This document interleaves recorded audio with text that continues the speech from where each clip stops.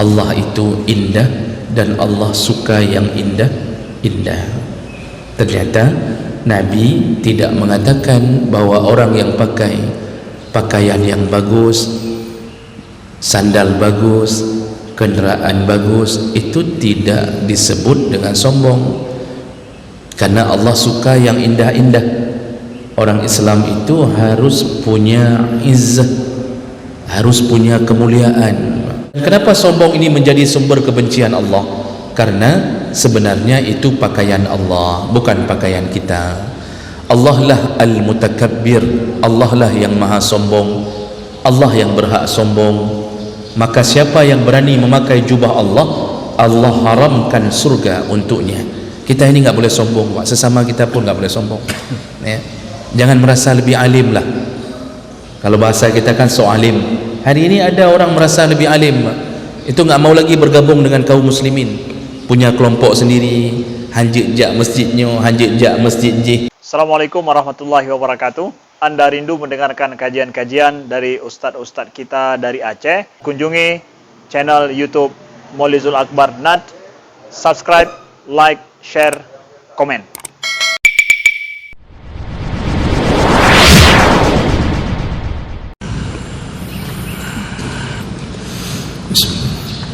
Assalamualaikum warahmatullahi wabarakatuh. Alhamdulillahi rabbil alamin. Wa bi ni'matihi tatimmu shalihat. Asyhadu an la ilaha illallah wahdahu la syarika lah. Wa asyhadu anna Muhammadan 'abduhu wa rasuluhul karim. Allahumma shalli wa sallim ala nabiyyina wa sayyidina al-Mustafa Muhammadin wa ala alihi wa ashabihi ajma'in. Amma ba'd. Rabbi shrah li sadri wa yassir li amri wahlul 'uqdatam min lisani yafqahu qawli. Segala puji bagi Allah, kemudian salawat dan salam kepada Rasulullah, pada keluarga dan seluruh sahabat-sahabatnya. Bapak-bapak dan ibu-ibu, jamaah salat subuh yang Allah muliakan insyaallah.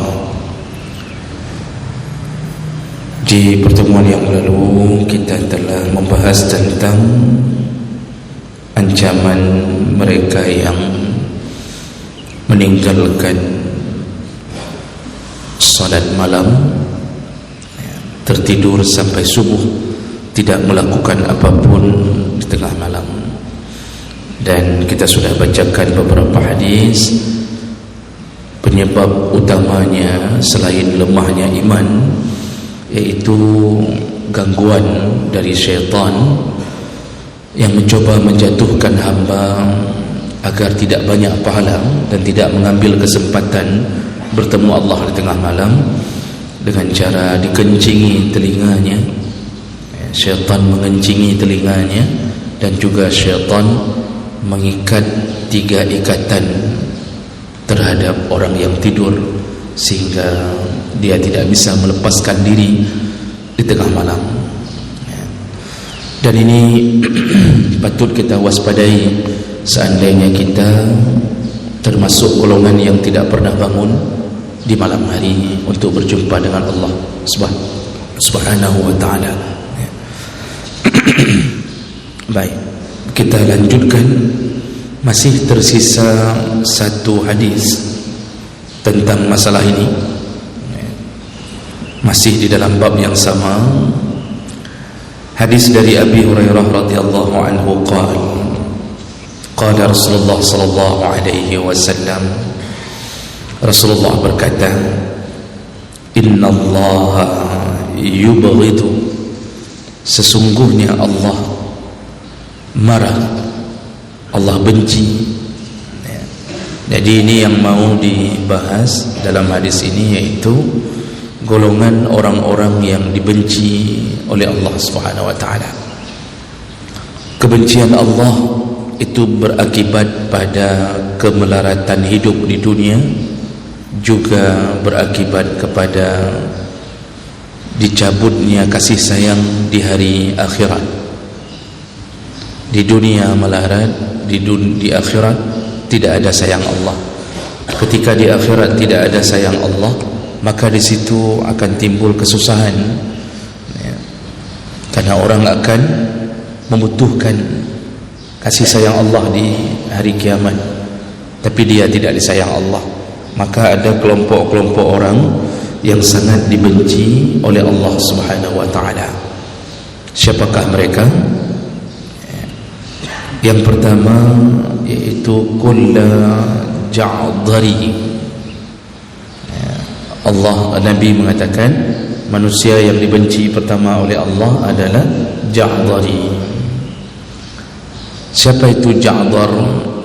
Ja'dhariyun itu artinya yang takabbur, sombong. Dia menjalani hidup dengan kesombongan. Rasulullah dalam hadis yang lain mengatakan, la yadkhulul jannah, tidak akan masuk surga, man kana fi qalbihi misqala habbatin minal kibar. Tidak akan masuk surga orang-orang yang di dalam hatinya tersimpan sebesar biji sawi dari kesombongan. Sebesar biji sawi tersimpan kesombongan di dalam hati, maka haram surga kalau dia mati dalam keadaan membawa kesombongan itu. Dalam hadis yang lain Rasulullah mengatakan, man faraqar ruhul jasad, barang siapa yang terpisah antara ruh dan jasadnya, wa huwa bari'un min salas, dan dia terbebas dari 3 perkara. Artinya dia tidak bawa mati 3 perkara. Dakhalal jannah, maka dia akan masuk surga. Jadi jangan sampai membawa mati 3 perkara. Apa dia? Nomor satunya adalah al-kibar, yaitu sombong. Orang yang mati dalam keadaan membawa kesombongan, haram surga. Nanti yang kedua ghulul, yaitu orang-orang yang diberi kepercayaan lalu khianat. Diberi pekerjaan lalu dia berkhianat di atas pekerjaannya, itu juga haram surga kalau dia mati tidak taubat. Nanti yang ketiganya yaitu ad-dain, orang-orang yang ketika mati membawa hutang, mati tapi membawa lari hutang, tidak ada rencana bayar.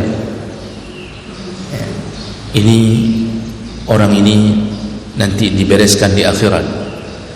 Bapak Ibu, kita yang pernah menjadi korban karena kebaikan kita menghutangkan uang pada orang, karena memberi hutang pada orang itu salah satu perbuatan baik. Itu termasuk dalam kategori wa ta'awanu 'alal birri wat taqwa, tolong-menolonglah engkau dalam kebaikan. Memberi hutang pada orang itu yang bentuknya bukan riba dan dengan tujuan yang baik, menolong orang, kita berpahala. Walaupun kemudian ditipu, pahala kita tidak hilang dan uang kita pun tidak hilang. Ditipu di dunia ratusan juta, puluhan juta, tidak hilang 1 rupiah pun, tapi kita dituntut bersabar, nanti ambil kembali di akhirat. Yang kita ambil bukan uang lagi, tapi kebaikannya, kebaikan amal saleh kalau ada dari orang yang menipu kita itu. Kalau dia tidak ada amal saleh, dari kecil memang penipu, dari lahir pertama sudah nipu. Kalau dia tidak ada amal saleh, maka kita dibayarkan oleh Allah hutang kita di akhirat dengan cara dosa kita dicampakkan kepadanya. Jadi enggak ada sedikit pun kerugian, cuma hanya perlu bersabar di dunia di atas penipuan-penipuan yang kita terima. Nah, Bapak Ibu yang Allah muliakan, jadi fokusnya tadi, orang sombong itu bermasalah di mana-mana. dunia bermasalah, akhirat bermasalah. Rasulullah sallallahu alaihi wasallam kemudian setelah menyebutkan tidak akan masuk surga orang yang di dalam hatinya punya kesombongan sebesar biji sawi, sahabat kemudian bertanya, ya Rasulullah, inna rajula yuhibbu an yalbas sauban hasana wa na'lan hasana. Sahabat mengatakan ke Nabi, ya Rasulullah, bagaimana dengan orang yang suka memakai baju yang bagus-bagus, juga suka memakai sandal yang bagus-bagus, apakah itu sombong? Ini pertanyaan sahabat. Karena kesan sombong itu kalau sudah pakai baju bagus, mahal, dianggap sombong. Kalau sudah pakai sandal bagus, mahal, dianggap sombong. Dulu pertanyaan sahabat antara pakaian dan sandal. Karena itu dulu tidak ada motor, tidak ada mobil, maka pertanyaannya enggak mengarah ke situ. Kalau sekarang kita kalau bertemu Rasulullah, mungkin kita tambah pertanyaan, apakah sombong orang yang pakai mobil, pakai Honda, motor? Apakah sombong orang yang membeli Nmax? Apakah sombong orang yang memakai jam tangan mahal? Apa jawaban Nabi, Bapak Ibu? Rasulullah menjawab, innallaha jamilun wa yuhibbul jamal. Allah itu indah dan Allah suka yang indah-indah. Ternyata Nabi tidak mengatakan bahwa orang yang pakai pakaian yang bagus, sandal bagus, kendaraan bagus, itu tidak disebut dengan sombong. Karena Allah suka yang indah-indah. Orang Islam itu harus punya izzah, harus punya kemuliaan. Kita ini orang Islam tidak boleh tampil compang-camping, apalagi di hadapan orang kafir. Enggak boleh nampakkan seakan-akan kita ini agama rendah, agama orang miskin, agama hina. Disuruh pakai yang bagus-bagus, Pak. Salat pakai baju yang bagus-bagus, disuruh rapi, disuruh tampil elegan, gob berdingin. Ini orang Islam. Ternyata orang Islam itu tidak lutuh. Orang Islam itu tidak lutuh. Lutuh apa bahasa Arabnya? Bahasa Indonesianya. Tidak mereh, tidak mereh-reh dah bodoh. Orang Islam itu harus bagus tampilannya. Pakai peci yang bagus, jangan peci yang apa istilahnya delemi-lemi begitu. Kadang-kadang Pak, waktu dipakai mereng ke kanan, mereng ke kiri. Nah begitu jawaban Nabi. Ternyata sombong tidak duduk pada pakaian, fashion, kecuali kita yang ingin menyombongkan diri. Artinya tidak mengapa memakai mobil. Di Arab rata-rata pakai mobil. Di Mesir itu Pak, jarang orang pakai motor. Semuanya mobil. 1-2 motor. Cuma 1-2. Kenapa semua pakai mobil? Ternyata memang dibutuhkan. Di sana, di Arab sana, kalau yang kami alami langsung di Mesir itu cuma ada 2 musim yang paling dominan, yaitu musim panas dan musim dingin. Penyelang di celah-celah kedua musim itu nanti ada Kharif dan Rabi', musim semi dan musim gugur. Tapi itu tidak lama. Yang lamanya musim panas dan musim dingin. Itu kedua musim itu membuat orang tidak bisa memakai motor, hanya pakai Honda. Jadi mobil bisa menahan panas, Juga ketika musim dingin dia bisa berada nyaman dalam mobilnya. Itu yang digunakan. Semua orang Arab itu rata-rata pakai mobil. Jarang yang beli motor tu, ada, jarang. Ada 1-2. Itu pun 1-2 paling nanti waktu kita tanya, waktu dibuka helmnya, biasanya mahasiswa Indonesia. Waktu dibuka helm, orang Indonesia sih yang blow. Jadi itu adalah bahagian kebutuhan, tidak mengapa. Kita pernah pakai baju yang murah-murah, kita selalu beli baju yang serba 35.000. Hari pertama beli, masuk mesin cuci, kita belinya warna hitam. Begitu keluar dari mesin cuci berubah jadi warna putih, luntur semuanya. Kita pernah beli jam tangan yang model 35.000 juga. Sehari pakai, jarumnya jatuh sendiri di dalam jarumnya. Sudah 10 biji kita beli jam yang model begitu, mandum saja kebun. Hari ini kita beli jam yang 1,5 juta. Udah 30 tahun enggak rusak-rusak. Sombongkah kita ketika orang lihat di tangan kita ada jam mahal? Tidak tentu sombong, bisa jadi kita membutuhkannya. Dulu kita waktu masa-masa tahun 80-an belum ada uang, kan kemana-mana dengan sepeda Pak kita. Itu pun sepedanya sepeda ontel, sepeda yang ada duduk jok, tempat duduk belakang, yang biasa kalau kita bawa isteri, kita ikat kaki isteri ke depan supaya enggak masuk ke jari-jari. Masih teringat kan Bapak pengalaman memori ikat kaki ke depan? Tahun 80-an masih begitu. 90-an kita sudah punya uang, lalu beli motor. Sombongkah? Tidak sombong. Alhamdulillah tahun 2000 kita punya rezeki yang lebih hebat. Jadi guru-guru hari ini sudah banyak gaji, alhamdulillah. Gaji pokok, kemudian ditunjang sana, ditunjang sini, alhamdulillah. Para PNS sudah sejahtera. Allah beri rezeki. Hari ini kita beli motor atau Honda. Sombongkah kita? Tidak. Ternyata kita pinginnya yang bisa taruh anak di depan 2 orang, istri 1 orang di belakang. Kita beli langsung yang besar, NMAX atau PCX. Sombongkah kita? Tidak. Kebutuhan. Bertambahnya anak, juga bertambahnya istri, sudah butuh mobil.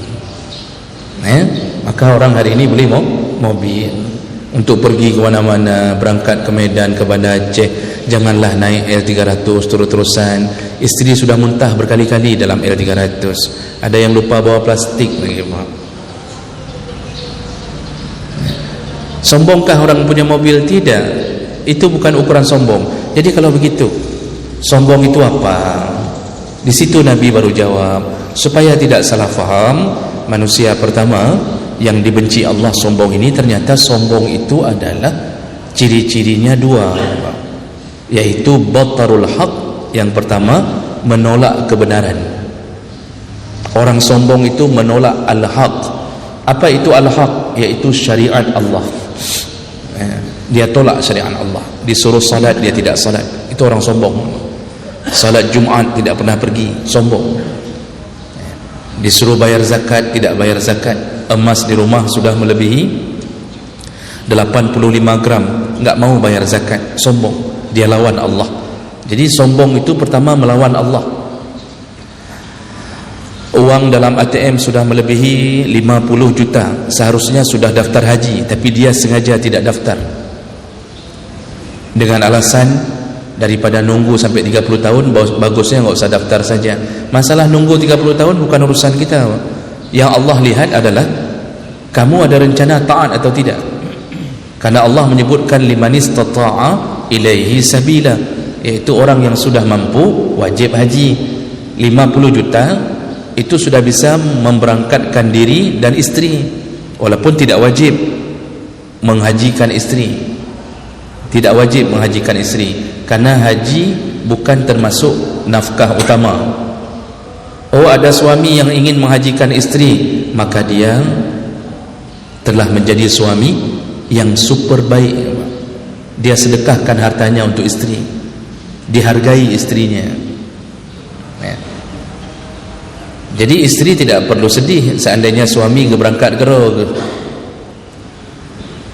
dia tidak mau hajikan isteri, nggak perlu sedih, karena isteri pun nggak wajib haji kalau tidak mampu uangnya sendiri. Tapi hari ini yang banyak, uang banyak, mobil mewah, rumah besar, haji tidak daftar. Batarul haq, sombong melawan Allah Subhanahu wa ta'ala. Diberi nikmat tidak dia syukuri, tidak dia syukuri.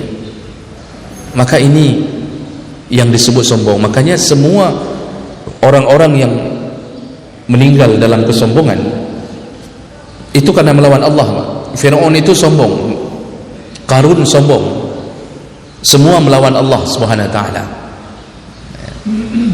Makanya orang jangan mengira dia tidak sombong dengan penampilan, padahal dia sombong dengan tidak salat, mati dalam keadaan tidak salat, maka dia mati dalam keadaan sombong, nerakalah untuknya. Kemudian yang kedua kata Nabi, sombong itu yaitu wa ghamtun nas, meremehkan sesama manusia, merendahkan manusia. Kenapa kita bisa merendahkan manusia? Karena kita merasa punya kelebihan. Makanya orang sombong itu selalu orang yang merasa punya kelebihan. Yang pintar menyombongkan diri di hadapan yang bodoh, yang kaya menyombongkan diri di hadapan orang miskin, yang punya anak menyombongkan diri di depan orang yang enggak punya anak, yang sudah menikah menyombongkan diri di hadapan orang yang belum menikah. Sindir selalu. Memang kalau berhadapan dengan manusia capek, Pak. Capek. Makanya Allah mengatakan in tuti' aktsara man fil ardi yudilluka an sabilillah. Kalau engkau banyak sekali taat kepada orang-orang yang di atas bumi, maka bisa jadi engkau tersesat. Tidak menikah disindir selalu. Pajan kawin, puhan lagut katanya. Apa enggak laku-laku? Cepat kali menikah disindir lain lagi. Utak ke nyan mandum. Apa isi otakmu itu semuanya? Cepat menikah salah, tidak menikah salah. Setelah menikah tidak hamil-hamil disindir lagi. Apa mandul atau tidak ada nafsu, begitu-begitu. Habis menikah terlalu cepat hamil disindir juga. Puhanabul lain. Makanya berhadapan dengan manusia itu capek. Enggak usah terlalu mikir masalah manusia ini. Cukuplah kita berbuat baik kepada Allah dan cukup berbuat baik dengan manusia kalau itu adalah bahagian yang disetujui oleh Allah Subhanahu wa ta'ala. Masalah perkataan manusia itu jangan diambil hati. Capek kita urusan dengan manusia. Nah, inilah sombong. Dan kenapa sombong ini menjadi sumber kebencian Allah? Karena sebenarnya itu pakaian Allah, bukan pakaian kita. Allah lah al-mutakabbir, Allah lah yang maha sombong, Allah yang berhak sombong. Maka siapa yang berani memakai jubah Allah, Allah haramkan surga untuknya. Kita ini enggak boleh sombong, Pak. Sesama kita pun enggak boleh sombong. Jangan merasa lebih alim lah. Kalau bahasa kita kan so alim. Hari ini ada orang merasa lebih alim, Pak. Itu enggak mau lagi bergabung dengan kaum muslimin. Punya kelompok sendiri, hanjik jak masjidnya, hanjik jak masjid je, kana peken masjidnya hananyo, masjid je kan sunnah, masjidnya meno, kemudian ahli bid'ah, macam-macam, Pak. Sombong sekali, merasa diri bahwa kelompok mereka lah yang ahli surga. Makanya Imam Az-Zahabi itu mengatakan dalam kitab Al-Kabair, seburuk-buruknya di antara penyakit sombong, semua penyakit sombong buruk, seburuk-buruknya sombong adalah orang alim yang sombong. Seburuk-buruknya sombong, orang alim sombong. Dia merasa lebih hebat, lebih alim, lebih saleh, lalu meremehkan ilmu orang. Keluar kalimat anak banyak barosapi, anak kemarin sore ya lawan-lawan long kan kadu hidayah 20 ton. Man 20 ton taduk mentang bangai ke pudak begah tepu bang. Jadi hal-hal begini meremehkan amalan orang, tidak mau membaca, tidak mau meluaskan pandangan, Padahal semakin luas pandangan, semakin panjang bacaan, semakin kecil rasa sombong kita. Tak perlulah kita sampai mengatakan orang kunut itu ahlul bid'ah. Yang kunut pun tak usah mengejek-ngejek orang yang tidak kunut. Baca dulu kitab yang banyak, baru dia tahu bahawa ternyata itu urusan khilafiyah, bukan urusan bid'ah, dan bukan bid'ah, itu urusan khilafiyah. Nah, itu hal begitu sebenarnya mengecilkan kesombongan. Semakin banyak ilmu seseorang, seharusnya semakin tawadhu'. Ini enggak, semakin banyak ilmu semakin sombong. Disinilah neraka menunggunya. Itu bahaya, Bapak. Menyombongkan diri bahaya. Baik, ini orang pertama yang dibenci Allah. Masih ada 5 orang lagi, Bapak. Waktu 15 menit lagi. Kemudian orang kedua kata Nabi, sakhabin jawazin. Jadi pertama Ja'zari itu tadi orang yang sombong. Yang kedua adalah jawaz, orangnya rakus, pelit dan rakus, tamak, rakus. Jadi orang pelit itu biasanya cenderung rakus, orang rakus cenderung pelit. Allah mencela orang-orang yang disibukkan mengumpulkan harta, tidak pernah mengeluarkannya. Maka orang pelit itu dilaknat malaikat, dilaknat oleh sama manusia. Setiap pagi kata Rasulullah, ma min yaumin yusbihul ibad, setiap waktu datang pagi ada 2 malaikat mendampingi kita. Satu malaikat berdoa kepada orang yang ahli sedekah. Jadi orang malaikat itu mendoakan orang yang ahli sedekah. Apa doanya? Allahumma a'ti munfiqan khalafa. Ya Allah, balaslah, berikanlah kembali, balaslah, kata malaikat, orang yang telah mengeluarkan infak ini, ya Allah. Makanya orang sedekah, Pak, itu enggak pernah bangkrut. Malaikat memohon, ya Allah, dibalah, ya Allah. Maka banyak sekali balasan orang sedekah. Sehat badannya, sehat pikirannya, anak istrinya diberkahi Allah. Ini akibat sedekah. Gaji tidak banyak, tapi semua urusan dicukupkan Allah. Itu orang sedekah. Kebalikannya, orang yang kedua dilaknat oleh malaikat. Malaikat kedua berdoa kepada orang yang pelit. Apa doanya? Allahumma a'ti mumsikan talafa. Ya Allah, hancurkanlah harta orang yang pelit ini, ya Allah. Ini doa malaikat. Kalau doa malaikat itu makbul, enggak seperti doa kita. Doa kita kalau makan haram tidak makbul. Malaikat tidak makan haram. Malaikat tidak pernah terjun ke dunia riba. Malaikat tidak korupsi. Malaikat tidak fingerprint lalu pergi ke kebun. Jadi bukan model malaikat datang fingerprint jam 7, fingerprint di kantor, lalu pergi ke kebun jam 5, fingerprint lagi, copeng gaji penuh. Malaikat tidak melakukan itu. Maka doa malaikat makbul. Apa doa malaikat yang kedua?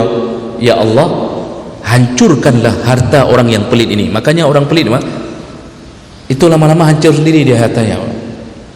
Sempit, hidupnya sempit begitu, kepalanya sempit, rumahnya juga lama-lama bertambah sempit, disita orang, disita sana, disita ini, macam-macam. Hidup dalam rumah pun terasa sempit, ribut sama istri itu terusan kadang-kadang, kemudian kadang-kadang melakukan maksiat, macam model dikejar orang. Makanya ini orang yang pelit itu bahaya, dilaknat. Malaikat tidak suka, manusia pun tidak suka. Mana ada manusia yang suka sama orang pelit? Tidak ada yang mau berteman dengan orang pelit. Kita waktu berteman belum tahu dia pelit, kita berteman. Begitu tahu pelit, kita akan mengatakan apa? Kau amangan, kau create orang. Masa lu aju-aju yang traktir? Masa saya terus-terusan yang traktir? Udah 3 kali makan bakso saya terus-terusan traktir. Dia cuma pura-pura cabut dompet cuma. Benci orang, Pak, sama orang pelit. Allah benci, malaikat benci, manusia pun benci. Itu orang pelit. Maka jangan pelit-pelit, Pak. Kalau ada lagi panen mangga, bagi ke tetangga, bawa ke ustaz, jangan lupa. Kemudian orang ketiga, orang ketiga yaitu wasakhab bil aswaq. Manusia yang paling dibenci Allah adalah sakhab bil aswaq, iaitu orang yang suka teriak-teriak di pasar. Aswaq, suq itu pasar, aswaq jamaknya. Teriak-teriak di pasar. Apa maksud teriak-teriak di pasar? Suka bertengkar, karena pasar itu tempat bertengkar. Tempat di muka bumi ini, kata Rasulullah, yang paling mulia masjid. Tempat paling mulia di bumi ini adalah masjid. Tempat yang paling buruk di muka bumi ini adalah pasar, kata Nabi. Kenapa pasar jadi tempat terburuk? Karena pasar tempat berkumpulnya maksiat. Di situ orang menipu, jual beli dengan cara menipu. Di situ ada orang yang mengganggu istri orang. Di situ terbukanya aurat. Di situ orang bertengkar, mengalahkan saingan perdagangannya dengan cara yang curang. Di situ orang curang timbangan, macam model orang lakukan di pasar. Makanya kata Nabi, tempat terburuk itu adalah pasar. Tempat terburuk bermakna bukan yang datang ke pasar buruk. Di situ berkumpulnya syaitan. Syaitan paling suka di pasar. Maka di pasar paling banyak syaitan. Itu belum lagi setan yang tidak solat subuh. Saya dari Panggoi ke sini, Pak, selalu melewati pasar Impres kan. Itu penuh orang turunkan barang. Ya, ada teman tubuh hampir apa? Ya, turunkan barang dari truk, Pak. Cari rezeki di muka bumi Allah, tapi tidak pernah memuliakan Allah. Hidupnya hancur nantinya. Nah, ini manusia suka bertengkar. Jadi bahasanya suka teriak-teriak di pasar. Maksudnya manusia yang dibenci Allah adalah yang suka bertengkar. Dengan tetangga bertengkar, dengan teman bertengkar, di kantor bertengkar. Jadi galak, mempakainya galak dia. Ini manusia tidak disukai Allah. Kemudian yang keempat, nah yang keempat ini yang fokusnya kita, karena ini taruh dalam bab bahayanya meninggalkan salat malam, ancaman mereka yang meninggalkan salat malam. Nah yang keempat kata Nabi adalah wajifatin bil lail, yaitu orang yang menjadi bangkai di malam hari. Jadi dia jadi bangkai di malam hari. Bangkai itu, Pak, kan nggak bisa buat apa-apa. Bangkai itu mati, jadi lagi bangkai. Kata Nabi, manusia terburuk yang dibenci Allah, dia di malam hari jadi bangkai, tertidur mati begitu, Pak. Anak beda-beda tidur mulai dari jam 9 sampai subuh. Kalau dia salat masih alhamdulillah, Allah berikan pahala melalui salat subuhnya. Sudah tidak bangun malam, tidak salat subuh, jadi bangkai di tengah malam. Tidak ada bacaan Quran, tidak ada doa, tidak tidak 2 rakaat pun dia lakukan. Inilah orang yang dibenci Allah. Maka orang yang enggak pernah salat malam itu dibenci Allah. Walaupun itu sunnah, tapi kalau enggak pernah, hati-hati, Allah enggak suka. Karena Allah sudah ngundang berkali-kali, ya ayyuhal muzammil qumil laila illa qalila. Wahai orang yang berselimut, bangunlah malam walaupun cuma sebentar, kata Allah. Enggak sanggup sebentar, setengah dari sebentar. Enggak sanggup setengah sebentar, setengah dari setengah sebentar, kata Allah. Nisfahu aw inqus minhu qalila. 2 rakaat pun boleh. 5 menit lagi mau azan subuh, salatlah tahajud 2 rakaat, masih boleh sebelum azan subuh, masih boleh. Enggak sanggup bangun malam karena kita orang lelah, bangunlah menjelang salat subuh. Begitu orang-orang yang mensyukuri nikmat Allah Subhanahu wa taala. Maka buruk sekali orang yang enggak pernah bangun malam. Baik, kita habiskan sedikit lagi, Bapak, yaitu wahimarin bin nahar. Yang kelima adalah keledai di siang hari.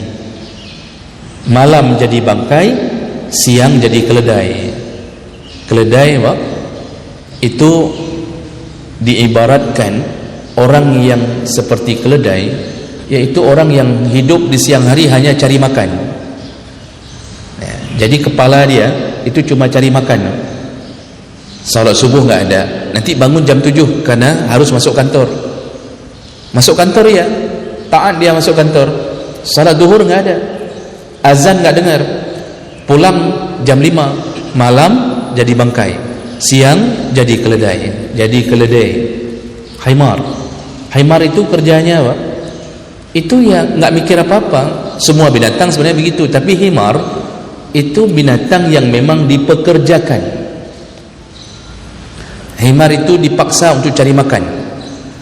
Di Mesir itu himar itu dijadikan penarik gerobak, diikat di depan gerobak. Kadang-kadang gerobaknya mereng, Pak. Kami lihat gerobak mereng karena ban mereng sebelah atau bagaimana. Himar-himarnya, keledai-keledainya jalan mereng, tapi mereka tetap dipaksa cari makan. Begitu nggak mau jalan, dicambuk. Begitulah orang seperti keledai, hidup hanya untuk makan. Kalau hidup untuk makan, sama seperti binatang. Apa manfaatnya ketika azan berbunyi tidak menyembah Allah, tidak ada sedekah, tidak ada maksud ibadah? Apa bedanya kita dengan binatang? Makanya Allah mengatakan balhum adal, makan mereka lebih buruk daripada binatang. Kan kata Allah kan, mereka yang punya telinga tidak mau dengar, punya mata tidak melihat, punya hati tidak merasa, maka mereka termasuk golongan binatang ternak. Binatang ternak, ulaika kal an'am, seperti binatang ternak, bahkan lebih buruk daripada binatang ternak. Kenapa lebih buruk? Binatang enggak ada dosa, kita hidup dalam keadaan dosa.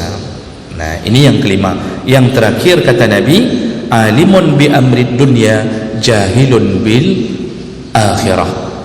Manusia terakhir yang paling dibenci Allah adalah alim dalam urusan dunia, jahil dalam urusan akhirat. Kalau urusan dunia, Masya Allah, luar biasa pintarnya, Pak.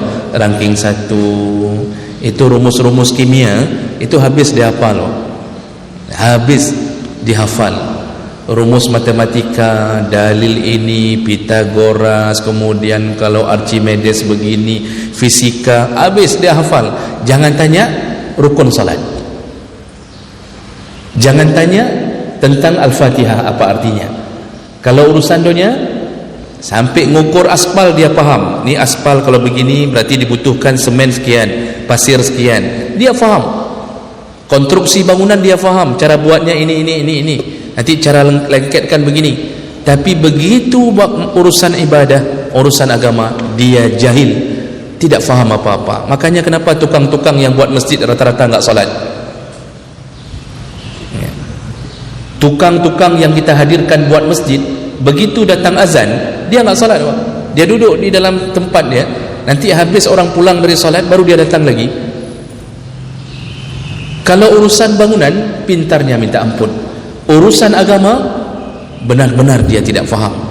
Maka banyaklah orang hari ini tertipu oleh tipu daya syaitan. Anaknya dimuliakan karena faham tentang urusan dunia.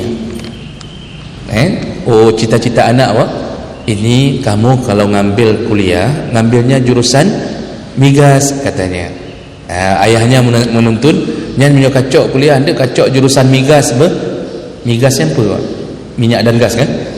Suruh ambil minyak dan gas. Kenapa? Nanti kalau dapat kerja di Qatar, itu bisa gaji bisa 30 juta per bulan, 40 juta per bulan. Jadi diajak ke sana tu, belajarlah dia dari kecil. Oh, dia hafal semuanya urusan-urusan dunia. Yang enggak pernah dia hafal apa? Doa dan cara salat jenazah. Mati ayahnya, dia baca tentang migas. Ayahnya mati, dia bicara sama orang yang takziah tentang migas. Di sini ditemukan gas baru. Nyan ayah mati, salat jenazah tidak bisa, memandikan jenazah tidak bisa. Kita bangga, waktu mati kita baru menyesali. Pekan anak elung hanai tepu zapua. Urusan agama enggak paham apa-apa, padahal kita pulang kepada Allah membawa urusan agama. Urusan dunia tinggal semua. Hebat sekali belajar akuntansi, ekonomi mikro, ekonomi makro. Riba apa jauh? Yang urusan ibadah tentang riba, ya, urusan halal haram riba dia tidak faham. Tapi urusan masalah ekonomi ini, ekonomi itu paham sekali. Begitulah keadaan manusia yang tertipu oleh syaitan dan dia dibenci oleh Allah Subhanahu wa taala. Baik, inilah yang dimaksud oleh Nabi, hadis tentang orang-orang yang tidak mau bangun malam.